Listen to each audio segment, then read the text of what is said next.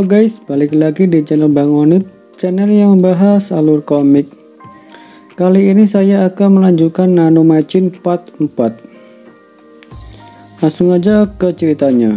Di tempat asrama akademi, saat ini instruktur Impyong datang menemui Mukyum untuk memberitahukan bahwa Yuwon harus tinggal di ruang perawatan selama 2 minggu.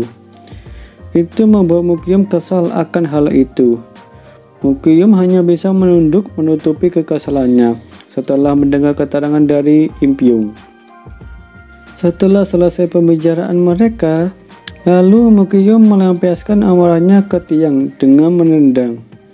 Para kadet yang melihat itu, tidak ada yang berani menenangkan Mukyum. Setelah amarahnya agak mereda, kadet Jaehyun menghampirinya. "Pangeran, daripada marah gak jelas, bagaimana kalau melakukan rencana ini?" kata Jaehyun membisikkan Mukyum. Hehehe, bagus sekali. Singkat cerita, 5 hari pun berlalu. Di ruang perawatan, terlihat Dr. Baik yang hari-harinya dipenuhi bosan. Soalnya, tidak ada pasien yang datang selain Yuwon. Tiba-tiba, brak. Sontak Dr. Baik terkejut dengan hal itu. Yaps, itu instruktur Impyong membawa seorang kadet yang terluka. Dr. Baik dengan wajah bahagia, dia langsung memberikan tindakan pengobatan. Di sini Impyong bertanya, apakah Haebong akan dirawat dengan waktu yang sama seperti Yuwon? Soalnya kekurangan satu anggota saja sudah cukup merepotkan, dan sekarang malah tambah satu lagi. Oh, jadi Haebong ini satu grup dengan Yuwon. Dr. Baik menjawab, luka Haebong tidak separah Yuwon. Mungkin 3 hari aja sudah cukup. Impyong sambil menghela nafas. Lega rasanya mendengar itu. Kalau begitu saya pergi. Tolong jaga mereka berdua, dokter. Setelah berkata seperti itu, Impyong pun pergi. Dr. Baik juga selesai dengan tugasnya. Malam hari pun tiba. Masih di ruang perawatan, Haebong bangun dari kasurnya, mengambil sebilah pisau dengan mendekati Yuwon yang lagi tidur.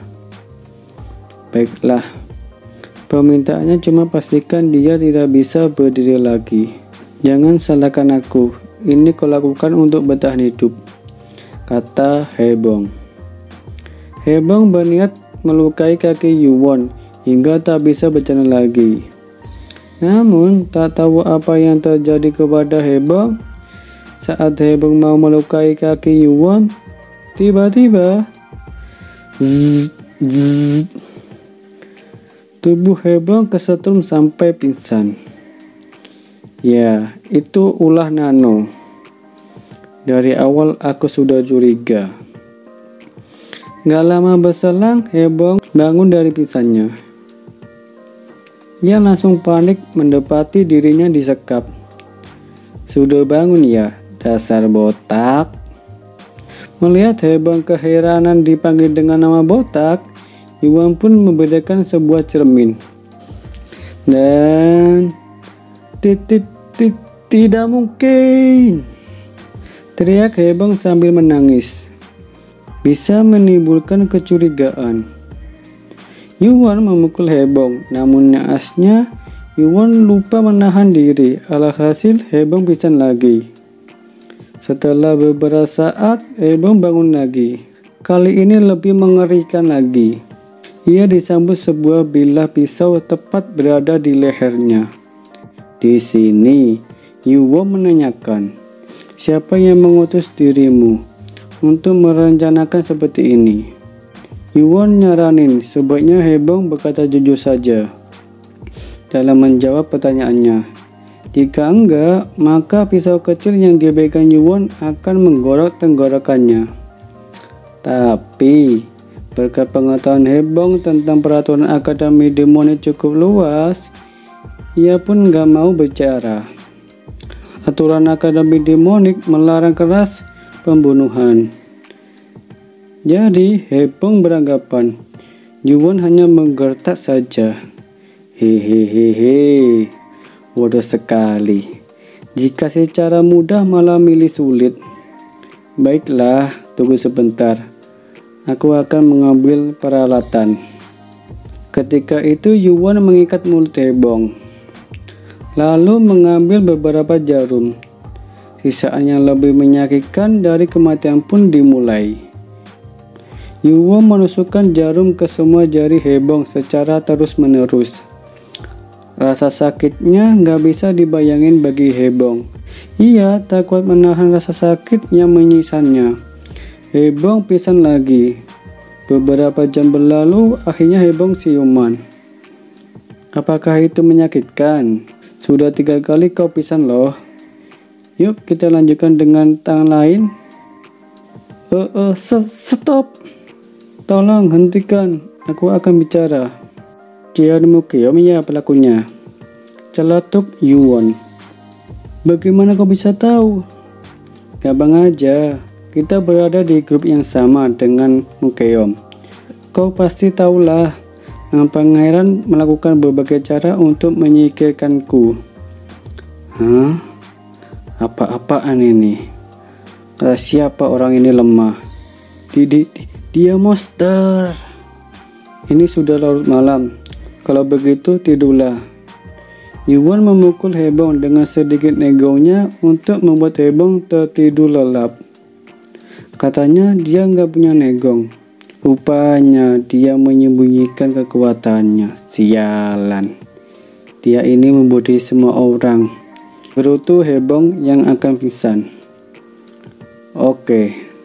Setelah selesai sedikit percocokan tadi, Suwekmeng datang. Seperti biasa, Yuan memberi hormat kepada gurunya. Suwekmeng menyuruh Yuan menunjukkan pil naga hitam. Pil ini terlihat bau busuk yang menyengat. Suwekmeng yang tak tahan dengan baunya menyuruh Yuan untuk menutupnya kembali. Saat akan dimulai latihan, tapi Suwekmeng merasakan hawa keberadaan seseorang di dalam ruangan perawatan selain Yuan. Itu adalah Hebong yang masih tidur. Lalu Yuan menceritakan kejadian semua yang dialaminya kepada Suwekmeng. Setelah mendengar kronologis dari Yuan, Suwekmeng berinisiatif menusuk titik darah Hebong dan Suwekmeng memberikan arahan. Jika kau menusuk titik darahnya dengan negong kurang setahun, itu akan bertahan beberapa jam. Untuk melakukan dengan benar, dibutuhkan setidaknya 10 tahun negong. Kita mundur sebentar. Suwekmeng dibuat terkejut. Dalam 5 hari, Yuan sudah mempunyai negong.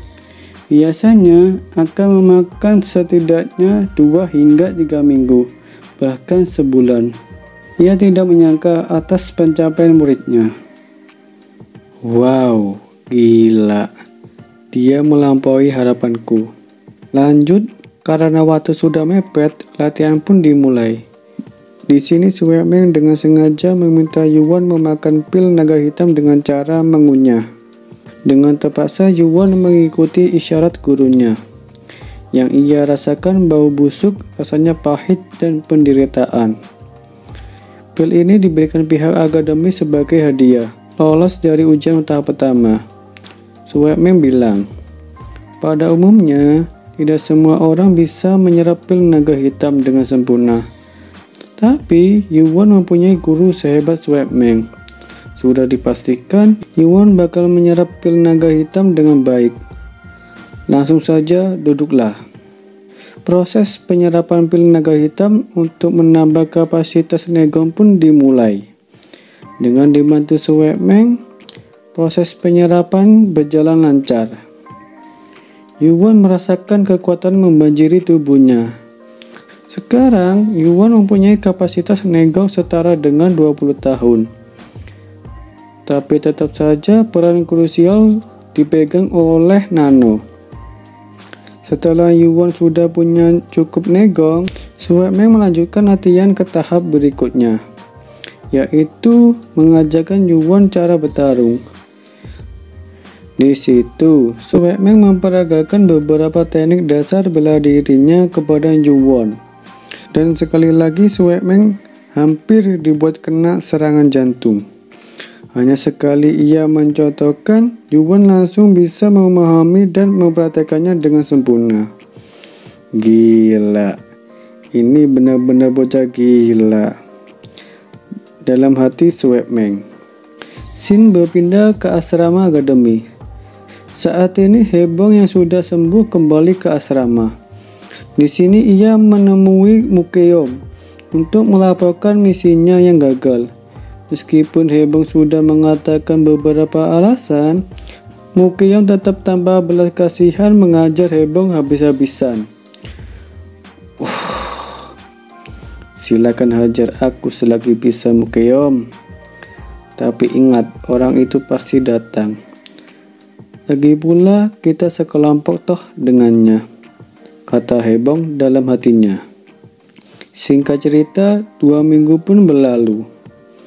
Karena hari ini adalah hari terakhir bagi Swepmeng mengajari Yuan, untuk membuat Yuan di masa depan tidak malu menyebut Swepmeng sebagai gurunya, maka ia pun akan menunjukkan kekuatan yang menjadikan dirinya sebagai guardian kiri, teknik butterfly. Nano, bersiaplah mengkopi semuanya, kata Yuan. Setelah memperlihatkan teknik terkuatnya, Swepmeng pun pergi. Ternyata di luar ruangan perawatan, guardian kanan dan Marakium rupanya selalu mengawasi Swepmeng. Meskipun Marakium sudah tahu Swepmeng melanggar aturan akademi, Huang Myung bertanya, kenapa Marakium membiarkan Swepmeng membantu pangeran ke-7? Jangan tanya kehendak langit, jawab Marakium. Sesudah berkata seperti itu, Marakium menghilang. Kembali ke ruang perawatan.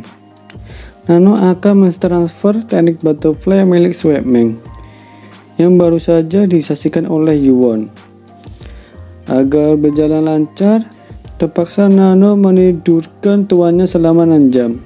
Wow, berarti teknik ini bukan main-main. 6 jam pun berlalu. Perkembangan perubahan otot dan mengubah vena selesai. Akhirnya Yuan bangun.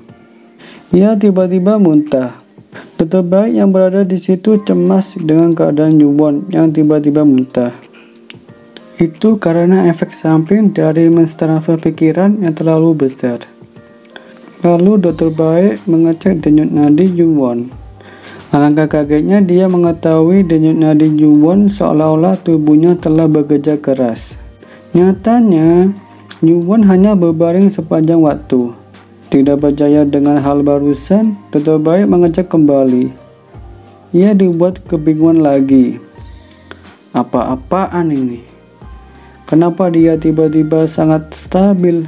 Aduh, pusing. Terserahlah.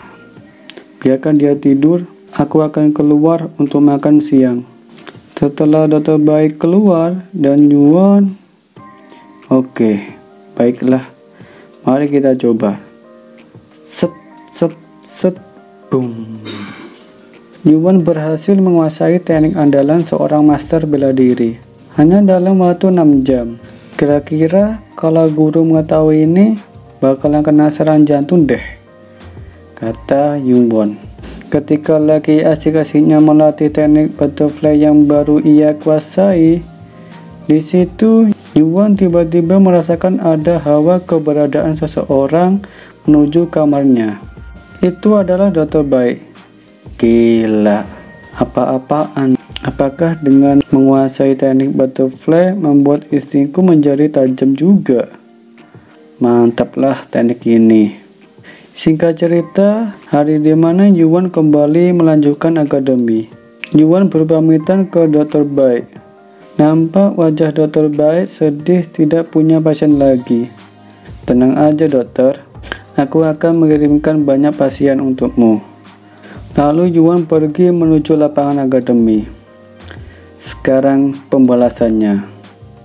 Dan mengakhiri jumpaan kita akhiri aja video kali ini. Stay tune di channel Bang Onip. Bye bye.